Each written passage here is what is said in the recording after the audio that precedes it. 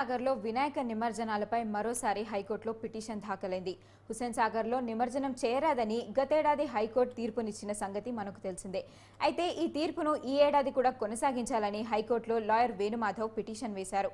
హైదరాబాద్లోని చెరువుల పరిరక్షణ కోసం ఏర్పాటైన హైడ్రా దీనికి బాధ్యత వహించాలని పిటిషనర్ హైడ్రా కమిషనర్ను ప్రతివాదిగా చేర్చారు.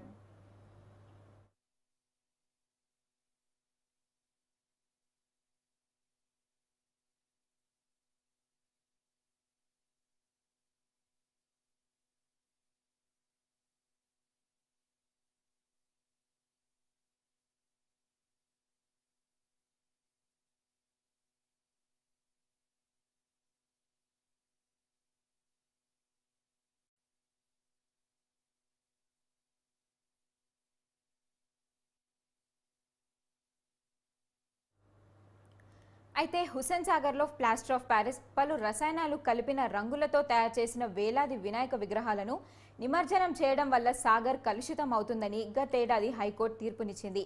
ఈ ఏడాది హుస్సేన్ సాగర్లో వినాయక నిమజ్జనాలు జరుగుతాయా లేదా అనే దానిపై ఇవాళ కోర్టులో తేలిపోనుంది. కాగా మరోవైపు వినాయక చవితి నుండి 3 రోజులుగా పూజలు చేసిన భక్తులు నిమజ్జనం చేస్తూనే ఉన్నారు.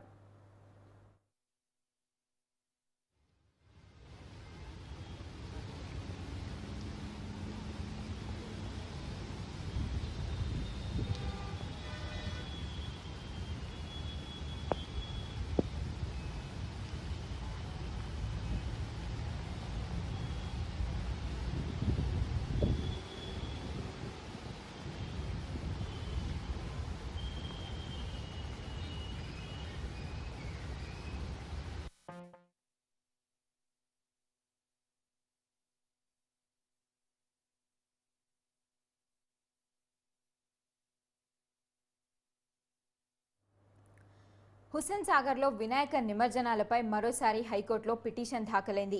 హుస్సేన్ సాగర్లో నిమజ్జనం చేయరాదని గతేడాది హైకోర్టు తీర్పునిచ్చిన సంగతి మనకు తెలిసిందే. అయితే ఈ తీర్పును ఈ ఏడాది కూడా కొనసాగించాలని హైకోర్టులో లాయర్ వేణుమాధవ్ పిటిషన్ వేశారు. హైదరాబాద్లోని చెరువుల పరిరక్షణ కోసం ఏర్పాటైన హైడ్రా దీనికి బాధ్యత వహించాలని పిటిషనర్ హైడ్రా కమిషనర్ను ప్రతివాదిగా చేర్చారు.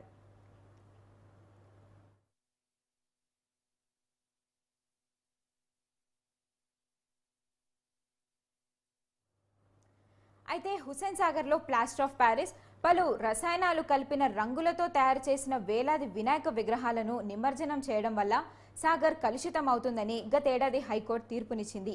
ఈ ఏడాది హుస్సేన్ సాగర్లో వినాయక నిమజ్జనాలు జరుగుతాయా లేదా అనే దానిపై ఇవాళ కోర్టులో తేలిపోనుంది.